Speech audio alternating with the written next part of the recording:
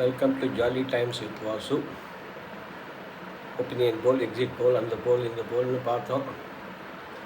எல்லோரும் டிஎம்கே தான் வருவா, ஏடிஎம்கே செகண்ட் வரும், டிவிகே ஓட்ட பிரிக்கும், ஆனால் அது சீட்டாக மாறாது அப்படி இப்படின்னு சொன்னால் 1-2 சேனல் அந்த மட்டும் விஜய் வருவான்னு சொல்லியிருந்தேன்.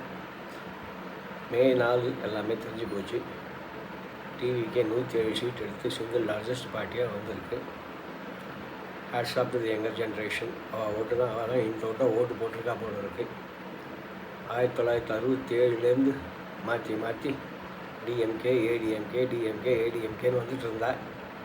அந்த திராவிடியன் பார்ட்டி ரெண்டுக்கும் டாட்டா காமிச்சிட்டு புதுசாக ஒரு பார்ட்டி வேணும்னு செலக்ட் பண்ணியிருக்கா.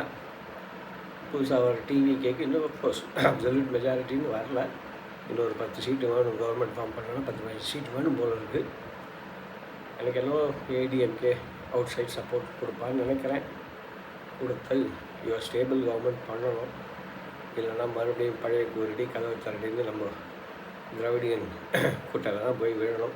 அது நடக்காது இருக்கணும். ஆனால் யங்ஸ்டர்ஸ் வழக்கு போட்ட ஓட்டுக்கு ஒரு மீனிங் இருக்கணும்னா விஜய் ஒரு ஸ்டேபிள் கவர்மெண்ட் ஃபார்ம் பண்ணி ஒரு 4 வருஷம் ஒரு க்ளீன் கவர்மெண்ட், நல்ல கவர்னன்ஸ் கொடுக்கணும். செய்வான்னு நம்புகிறேன். நானும் இது பூரா இந்த சன் டிவி தான் பார்த்தேன், சன் நியூஸ் தான் பார்த்துட்டு இருந்தேன். ரொம்ப வேடிக்கையாக இருந்தது. நிறைய பொலிட்டிக்கல் அப்சர்வர்ஸ்ன்னு சொல்லுவாள், அவனெல்லாம் கூப்பிட்டேன். அது ஆக்சிடென்டலோ இல்லை வேணுட்டு பண்ணாலோ தெரியல. வந்த பொலிட்டிக்கல் அப்சர்வர்ஸ் எல்லாமே டிஎம்கே சப்போர்ட் பண்ணி பேசுகிறவா. 1-2 பேர் ஏடிஎம்கே சப்போர்ட் பண்ணால், டிவிகே சப்போர்ட் பண்ணேன். அவளெல்லாம் பேசவே விடலை. ஒருத்தன் இவிஎம் தான் மிஸ்டேக்கு, எலக்ட்ரானிக் ஓட்டிங் மிஷினில் தான் மிஸ்டேக்கு, அதை மாற்றணும், அது இந்த சிஸ்டத்தை விட்டுடணும்னா டிஎம்கே ஜெயிச்சப்பெல்லாம் அவன் இப்படி சொல்லியிருக்க மாட்டேன். தோற்றவனே மிஸ்டேக்குன்றான். நம்மலாம் கிரிக்கெட்டில் சொல்லுவோம், ஒரு பந்து அடிப்போம், கேட்ச் கொடுத்து அவுட் ஆகிடுவோம். ஒன்று என்னடா பேட் இது மட்டமாக இருக்குது, அடித்தா போகவே மாட்டேங்கிறது அப்படிம்போம். அந்த கதை தான் இதுவும். இவிஎம் இப்போ சொன்னால் இன்னொருத்தர் சொன்னால் ஆன்டி இன்கம்பன்சிலாம் ஒன்றும் கிடையாது. அப்படி இருந்தால் டிஎம்கேக்கு 75 சீட்டு கொடுக்குறா அப்படின்னா அதுவும் நம்ம சொல்கிறதுக்கு இல்லை. விஜய் மாயால் தான் 107 சீட்டு வந்தது. ஆன்டி இன்கம்பன்சி இருந்ததுன்னா டிஎம்கே காணாமே போயிருக்குன்னா அப்படி சொல்ல முடியாது. ஆன்டி இன்கம்பன்சி இருந்துருக்கு. திமுகவும் வேணாம், அதிமுகவும் வேண்டாம் அப்படின்னு ஒரு ஸ்டேஜில் நிறைய பேர் ஓட்டு போட்டிருப்பா டிவிகேக்கு. இப்போ இருக்கிற ஒரே ஆப்ஷன் அதுதானே, ஓட்டு போட்டிருக்கலாம். இல்லைன்னா சீஃப் மினிஸ்டரே தோக்குற அளவுக்கு போயிருக்கேன்னா அது ஆன்டி இன்கம்பன்சியாக தான் இருக்கணும். அது இல்லை அப்படின்னு சொன்னால் விஜய் வந்து ஸ்டேபிள் கவர்மெண்ட் ஃபார்ம் பண்ணணும். ஏடிஎம்கே சப்போர்ட் பண்ணால் நல்லாயிருக்கும். இதில் என்னென்னா டிஎம்கே அப்போசிஷன் பார்ட்டி ரொம்ப எஃபெக்டிவ் அப்போசிஷன் அப்படின்னு சிலர்லாம் சொல்லுவாள். எஃபெக்டிவ்னு சொல்ல முடியாது. எப்படி ஆர்ப்பாட்டம் பண்ணுறது, எப்படி கலாட்டா பண்ணுறது, அதெல்லாம் வளர்த்து கை சேர்ந்தவா. அதுக்கு ஒரு குரூப்பே வச்சுருக்கா. அந்த ஆர்ப்பாட்டம், இந்த ஆர்ப்பாட்டம், மொழி போராட்டம், என்ன சொல்கிறது, சென்ட்ரல் கவர்மெண்ட்டை எதிர்த்து போராட்டம், ஏதாவது ஒன்று பண்ணிகிட்டே இருப்பாள். அது பார்த்துக்கணும். அது டிவிக்கே ஷுட் அதெல்லாம் ஹேண்டில் பண்ணணும். பிஜேபிக்கு 1% ஓட்டு தான் இருக்குது போல இருக்குது. இருந்தாலும் அவளும் நம்ப முடியாது.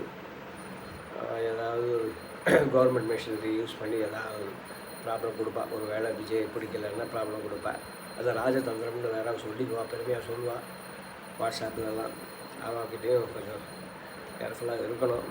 நிறைய ஃப்ரீபி சொன்னால் அதெல்லாம் பண்ண முடியுமான்னு கேட்டால் எனக்கு இந்த ப்ரெசன்ட் ஜென்ரேஷன் இந்த ஃப்ரீபியெல்லாம் நம்பி ஓட்டு போட்டிருக்க மாட்டேன். ஒரு சேஞ்சு வேணும். 60 வருஷமாக பார்த்தாச்சு. பெரியாரிசம், மொழி போராட்டம் இதை வச்சுட்டு ஓட்டியிருக்கா, காலம் ஓட்டியிருக்கா. இல்லைன்னா ஸ்ரீலங்கன் இஷ்யூ ஏதாவது ஒன்று கொண்டு வந்து காலத்தை ஓட்டிட்டா. 60 வருஷம் ஓட்டியாச்சு, போதும், ஒரு சேஞ்ச் ஆஃப் கவர்மெண்ட் வேணும்னு போட்டிருக்கா. இப்போ விஜய் செய்ய வேண்டியது மெயின் திங் என்னென்னா ஒரு க்ளீன் கவர்மெண்ட் கொடுக்கணும்.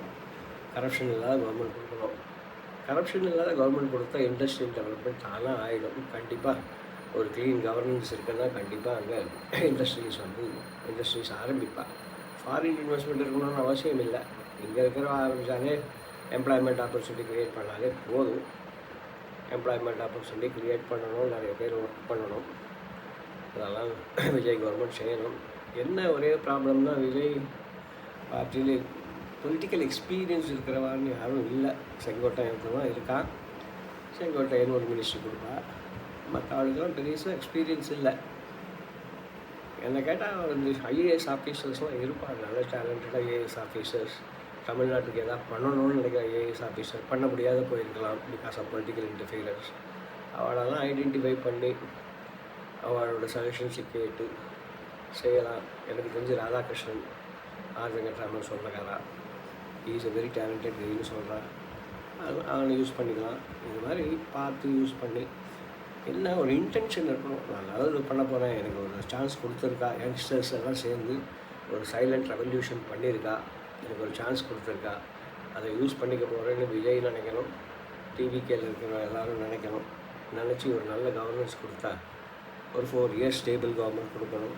இன்னொரு 4 years கண்டிப்பாக நல்ல கவர்மெண்ட் இருந்தால் கண்டிப்பாக இன்னொரு 4 years போட்டு கொடுப்பா. அப்புறம் ஆன்டி இன்கம்பன்சி மட்டும் அதெல்லாம் அப்புறம் பார்க்கலாம்.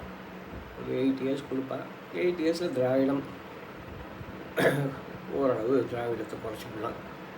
போதும். 67லேருந்து 2026 வரைக்கும் பண்ணியாச்சு.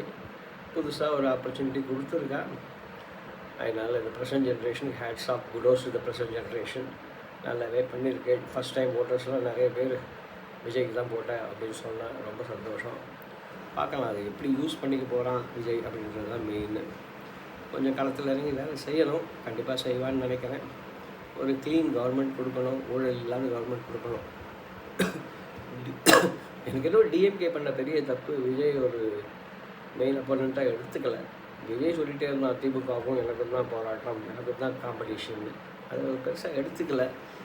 அதே ஒரு மைனஸ் பாயிண்ட்டாக அமைஞ்சிடுதுன்னு நினைக்கிறேன். ஈஸியாக விஜய் வந்துட்டான். விஜய் ஆக்சுவலாக ஏடிஎம்கே பற்றிலாம் கூட பெருசாக பேசலை. அவனுக்கு தெரியும் டிஎம்கே தான் நமக்கு அடுத்ததுன்னு. டிஎம்கே போட்டு விளாசினா அதுக்கு பலனும் கிடச்சிது. யங்கர் ஜென்ரேஷனும் அவனுக்கு சப்போர்ட் பண்ணால். ஃபாரினில் இருக்கிற யங்ஸ்டர்ஸ்லாம் கூட ரொம்ப சந்தோஷப்பட்டு குதிக்கிறதெல்லாம் பார்த்தேன். அதெல்லாம் ஓகே தான். அவன் கொடுத்துருக்கேள், ஒரு நியூ வெரைட்டி கொடுத்துருக்கேள். அதை யூஸ் பண்ணணும். பண்ணலைன்னா திருப்பி பழைய குட்டையில் ஊரில் மட்டேன்னு சொல்லுவார் ஒரு காமராஜ். அது மாதிரி திருப்பி திராவிட குட்டையில் விழுந்துருவோம். விழாமல் இருக்கணும். பார்க்கலாம். இந்த சேனல், இந்த வீடியோ சப்ஸ்கிரைப் பண்ணுங்க, இந்த சேனலை சப்ஸ்கிரைப் பண்ணுங்க, இந்த வீடியோவை ஷேர் பண்ணுங்க, லைக் பண்ணுங்க. கண்டிப்பாக சப்ஸ்கிரைப் பண்ணுவேன்னு நம்புகிறேன். பார்க்கலாம் இனிமேலும் என்ன நடக்கும்னு. Congrats to Vijay and TVK members. ஓட்டு போட்டு ஆளுக்கும் கங்க்ராச்சுலேஷன்ஸ். நல்ல கவர்னன்ஸ் வரணும்னு பகவானை வேண்டிக்கலாம். இந்த பெரியாரிசம் மொழி அதெல்லாம் கொஞ்சம் நாளைக்கு காதில் கேட்காது இருக்கும்னு நம்புகிறேன். மொழி போராட்டம் அது இது. ஏன்னா ப்ரெசன்ட் ஜென்ரேஷன் அதை பற்றிலாம் பெருசாக கவலைப்படுவான்னு எனக்கு தோணலை. ஆனால் எப்படி கவர்மெண்ட் இருக்கணும், எப்படி நல்லா பண்ணணும், அதுதான் கான்சன்ட்ரேட் பண்ணுவான்னு நம்புகிறேன். பார்க்கலாம்.